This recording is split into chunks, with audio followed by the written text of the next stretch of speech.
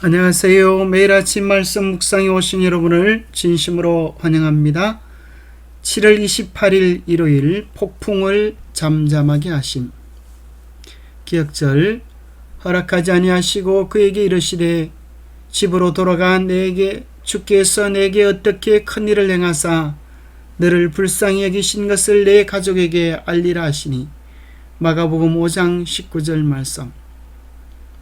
생각할 문제. 폭풍을 잠잠하게 하신 예수님은 누구신가?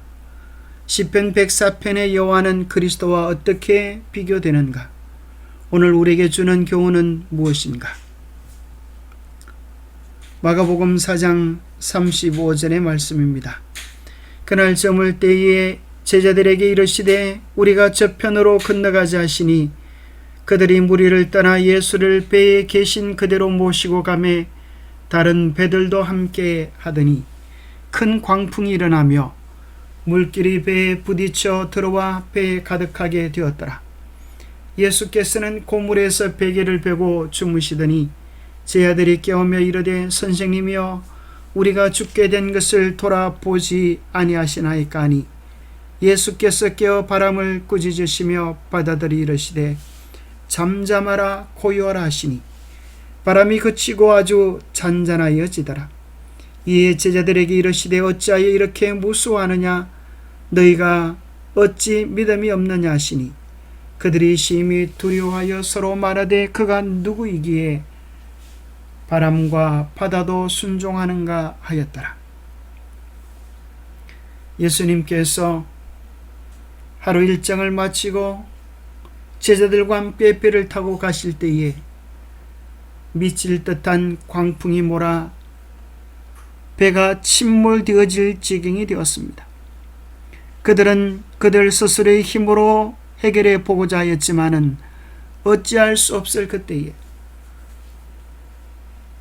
고물에서 베개를 베고 주무시는 예수님을 발견하게 됩니다. 그제서 그들은 깨닫습니다. 왜 자기들이 배 위에 있는지, 누구 때문에 이곳에 왔는지를 알게 됩니다. 그래서 주무시는 예수님을 깨우며 선생님이여 우리가 죽게 된 것을 돌보지 아니하시나이까라고 탄원했습니다. 그때 예수님께서 그 몰아치는 광풍을 향하여 잠잠하라 고요하라 명령하실 때에 바람이 그치고 아주 잔잔해지는 놀라운 이적이 일어나게 된 것입니다. 온종일 가르치던 하루가 마친 후 제자들은 예수님을 모시고 호수를 건넙니다. 마가는 이 장면을 계신 그대로라는 표현으로 예수께서 매우 지치셨음을 나타냅니다. 예수님은 배의 뒤편에서 베개를 잡고 바로 잠이 드셨습니다. 제자들이 그분을 깨웠을 때 호수에 일어난 큰 광풍으로 배는 가라앉을 위기에 처해 있었습니다. 예수께서 바람과 파도가 그치도록 명령하십니다. 장엄한 정적이 호수 위에 내릴 때 제자들이 그분이 행하신 신성한 능력에 두려워하며 경외하는 것은 납득할 만한 일입니다. 보통 성경 속에서 하나님 혹은 천사가 나타날 때 나타나는 5가지 특징이 있습니다. 그 첫 번째 특징은 신성한 능력이 나타나는 것입니다. 예수님께서 하나님의 아들이라고 하는 그 신성한 능력이 바다를 향하여 잠잠하라 고요하라 명령하실 때에 바람이 그치고 잔잔해진 것입니다. 그 신성한 능력은 이 세상에 어떤 인간도 할 수 없는 일인 것입니다. 그 명령은 천지를 창조하신 하나님 외에는 할 수 없는 것입니다. 두 번째 특징은 그 놀라운 능력을 보고 인간들이 두려워하는 것입니다. 그들은 예수님의 명령에 잔잔해지는 것을 보고 심히 두려워하였습니다.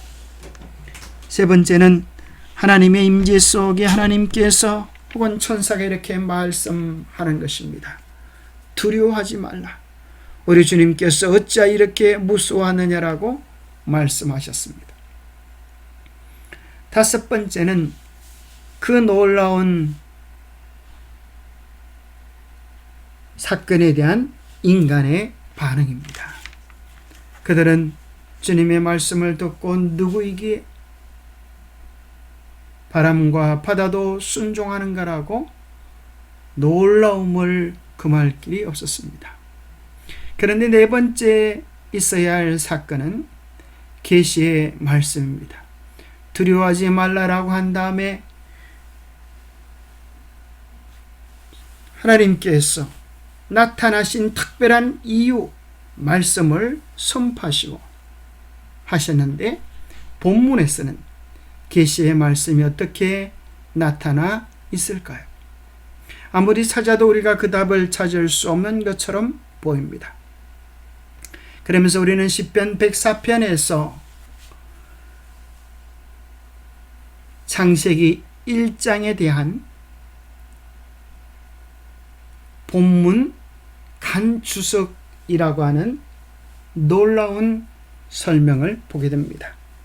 창세기 1장 본문 안에서의 주석을 본문 내 주석이라고 한다면, 창세기 1장과 관련된 또 다른 성경장이 창세기 1장을 설명하는 것을 본문 간주석이라고 이야기하는데, 시편 104편은 창세기 1장에 대한 본문 간주석입니다.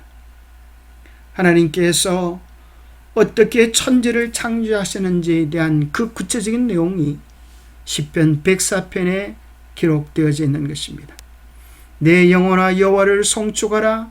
여호와 나의 하나님이여, 주는 심히 위대하시며 존귀와 권위로 옷 입으셨나이다. 하나님께서 천지를 창조하시기 위하여 나타나시는 모습을 엄중하게 표현해주고 있습니다.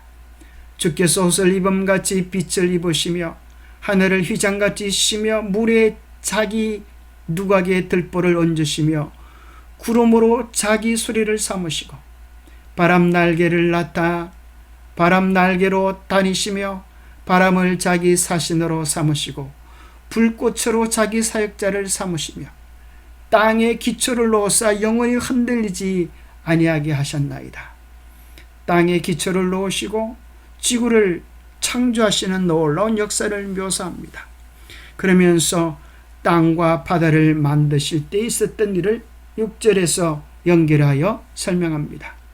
옷으로 덮음같이 주께서 땅을 깊은 파도로 덮으심에 물이 산들 위로 솟아 올랐으며 주께서 꾸짖으시니 물은 도망하여 주의 우레소리로 말미암아 빨리 가고 주께서 그들을 위하여 정하여 주신 곳으로 흘러갔고 산은 오르고 골짜기는 내려갔나이다. 우리는 창조의 대서사시를 보는 듯합니다. 하나님의 명령에 따라서 물은 강을 이루고 바다를 만들고 산은 오르고 내리면서 골짜기와 산들이 만들어지는 모습을 보게 됩니다. 9절에는 주께서 물의 경계를 정하여 넘치지 못하게 하시며 다시 돌아와 땅을 덮지 못하게 하셨나이다. 여호와께서 샘을 골짜기에서 솟아나게 하시고 산 사이에 흐르게 하사 각종 들짐승에게 마시게 하시니 들나귀들도 해갈한다고 표현해주고 있습니다. 하나님께서 참으로 놀랍게도 산 골짜기마다 샘을 두시고 산 사이에 흐르게 하셔서 각종 들짐승의 피로를 채워주시는 창조의 아름다움과 신비를 노래합니다.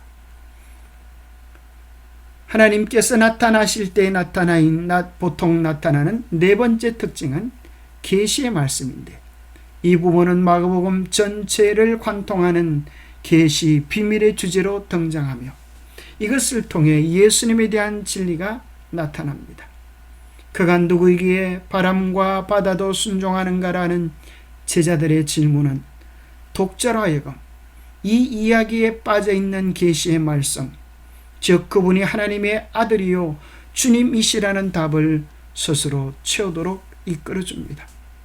바로 시편 104편 7절에서 천지를 창조하실 때 물을 향하여 명령하신 그 창조자 하나님이 바로 파도를 향하여 명령하신 예수 그리스도임을 확인하게 됩니다.